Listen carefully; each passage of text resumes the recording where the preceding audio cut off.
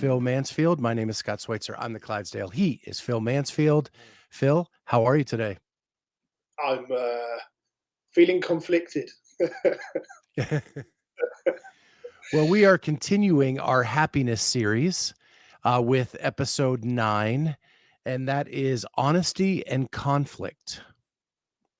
So, what does honesty and conflict have to do with happiness? Yeah, that's a really good good question to start with. Is that it's everything with happiness, because our lives are a series of conflicts. So if we get our conflicts right, we usually get our happiness correct, or our path to happiness is correct. And I think if everybody just took 5 seconds to think of how that relates to their day. So getting out of bed is a conflict, right? The alarm clock goes off. Pushing snooze versus lifting the duvet up is a conflict. Walking out, just starting the day with a glass of water versus starting the day with a coffee is a conflict. And so we're going to talk, if time allows, we'll talk about how conflict from person to person affects happiness, but also pretty much everything that we go through in the day is a conflict between ourselves and our other self, and our cognitive self and our cognitive age. So that's how it relates to happiness. So, I'm hearing that that's really all the decision making that you have. You have a conflict between do I do this or do I do that, and how you make those decisions. So, I'm assuming there is a happiness path and a non-happiness path, and and that can differ from day to day. Yeah, and we call them forks in the road. We call these there's tiny forks in the road, and those tiny forks in the road lead to bigger forks in the road. And I think we can all think back to a great day we've had and a bad day we've had, and it usually boils down to some decisions we've made, or forks in the road of when you bring up a certain topic with somebody that means something to you at work, when you tell your boss, you're sitting in that precipice there of you can go left, you can go right. Do I tell my boss to do one, or do I swallow my pride and just go on and get my job done, even though I disagree with it? And these conflicts and forks in the road, and I think what the key to happiness is, and what we help and coach people towards, is you have to take the conflict. Now, taking the conflict doesn't necessarily mean you have to have an argument. Taking the conflict doesn't necessarily mean you have to win or lose. Taking the conflict might well be choosing not to take the conflict, if that makes sense. That might be a conflict in itself. For someone who's quite fiery and quite regular in their sort of out, or very outwardly spoken, for them actually taking a conflict might be actually taking a deep breath and moving off. So I think it's important to define, when I say taking a conflict, I don't mean that you're fighting people or yourself all day. It's actually quite the opposite. It's being able to look at the human side of yourself. And we talked last time about core values and having that understanding of self versus what's being offered in front of me, and how do these two line up with each other. And the conflict then is having the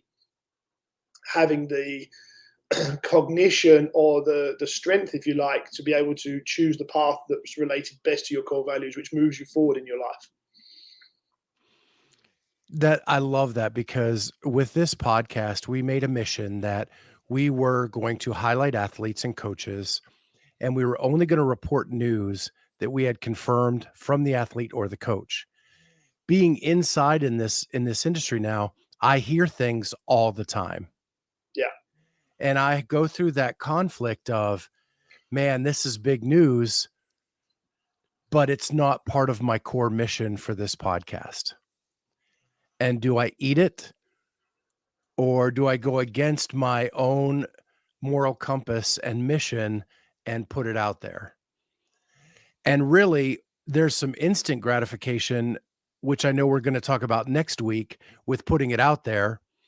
But the true happiness is doing what's in alignment with my moral compass and my core values. I mean, you should be running the podcast. It absolutely. That's exactly it. There's no better way of explaining it than that. And we're presented with small and huge things in over a week or a month, which all contribute to that feeling, and that idea that you always go to bed with yourself.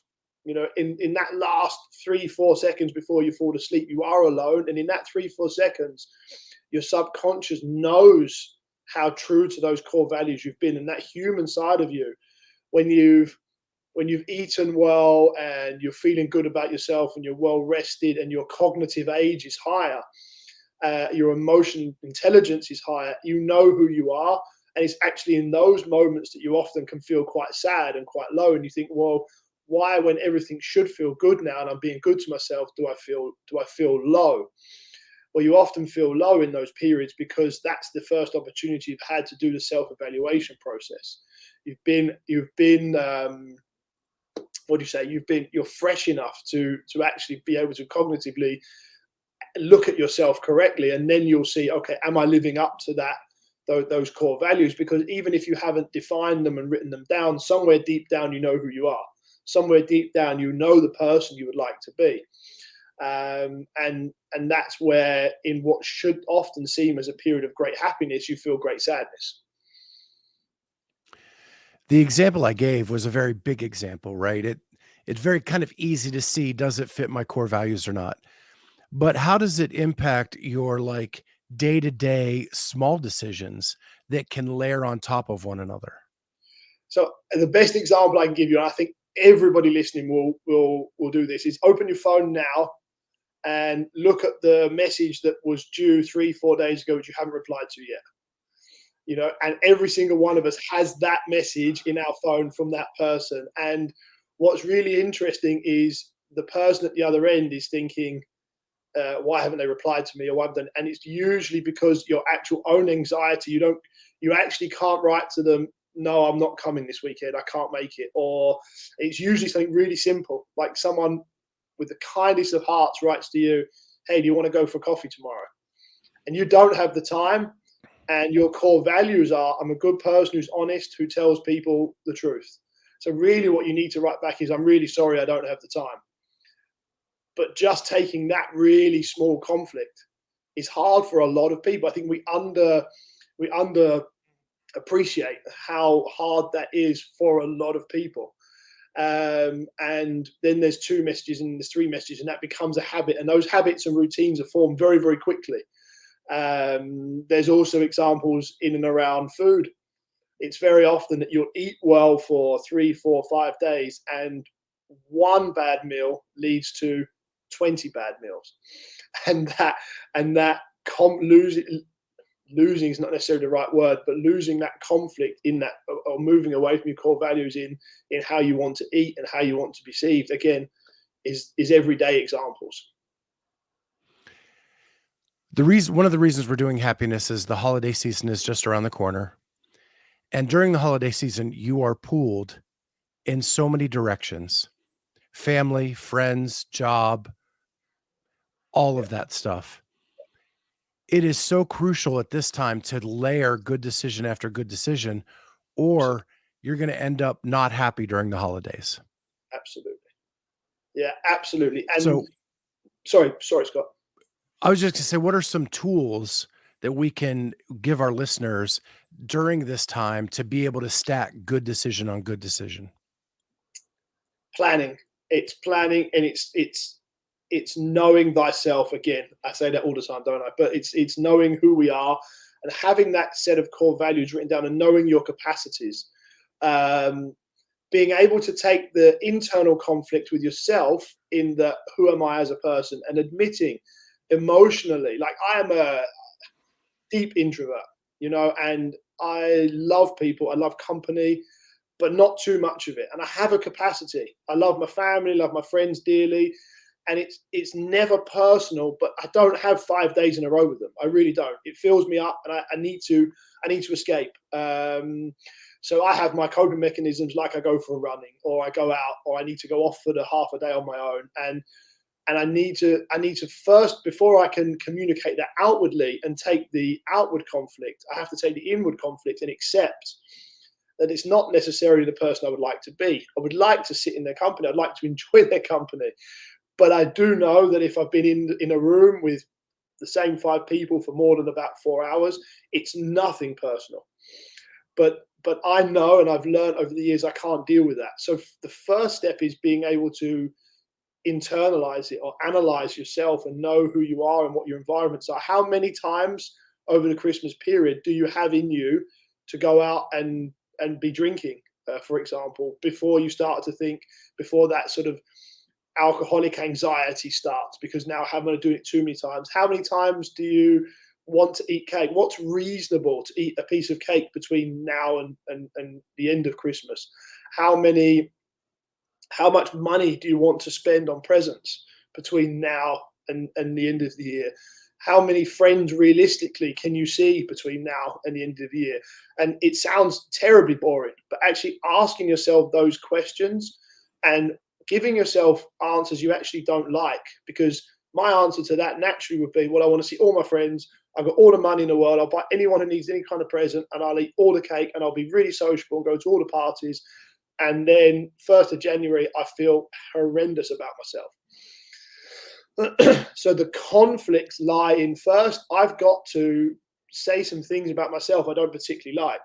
I have to say something like, I'm not good in company for 5, 6, 7 hours. I don't particularly like that about myself, but that is who I am. And then I can then outwardly take the conflict to then explain to people that, okay, I'm coming to visit you, but just bear in mind, after 3 or 4 hours, I'm going for a run.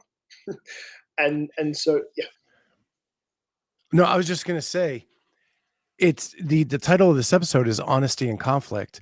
So the first part is to be honest with yourself. Exactly. Second part is to be honest with others. Yes. Right? This is my capacity.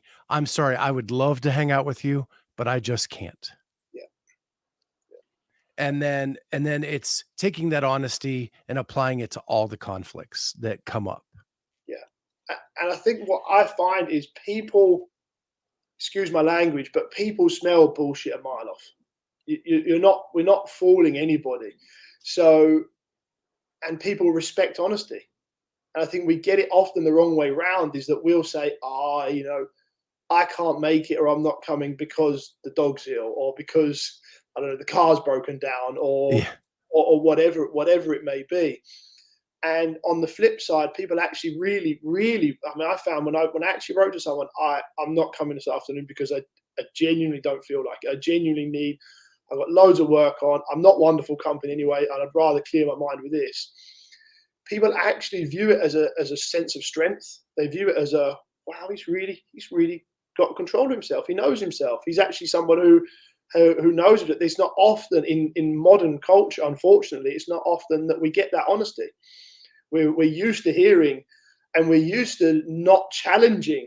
More importantly, we're used to not challenging that, because we know what they're really saying is, I'd love to hang out with you. I just don't actually have the courage or the conflict skills to be able to say to you, I'm not coming because actually nothing personal. I don't want to come. You Right. and that's okay, but we're used to not challenging it. And for me, one of the first things I'll do if I get one of those messages, or I'll write back, is everything okay? Are you all good? Anything you need to talk about? Because for me, that's a big trigger that actually they're hiding some kind of unhappiness.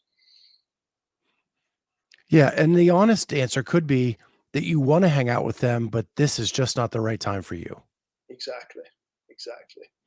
And what's really interesting is the day you resigned from your job, the day you went to training when you didn't want to go, and when you win those conflicts, they're actually the days that feel incredible. They're the days where you actually feel happiness, and the days where you actually feel that sort of instant gratification is because you took a conflict and are proud of yourself in a conflict, and you actually become really, you can feel that sense of pride. That the classic saying is, that's a weight off my shoulders. Whenever you've said that's a weight off my shoulders in your life, what you've actually said is, I took the conflict based on my core values, according to how I want to live my life. And it felt wonderful to say to the next door neighbor, it's really frustrating you play that music till 2 a.m, or whatever the conflict may have been. It actually feels really good after, because your body's proud of yourself, and it's proud of the fact that you took the conflict. Yeah, yeah. I think that's great, Phil, and I think this is a good place to wrap up. live your true life, right? Live based on your core values, and happiness is right around the corner. So with that, if you like what you heard, hit that like button, subscribe to the channel, hit the notifier so you're the first to know when new episodes come out. And if you have any show ideas, please reach out to Phil or I, or in the comments on this YouTube channel. Until next time, this is the Clydesdale Media Mindset with Phil Mansfield.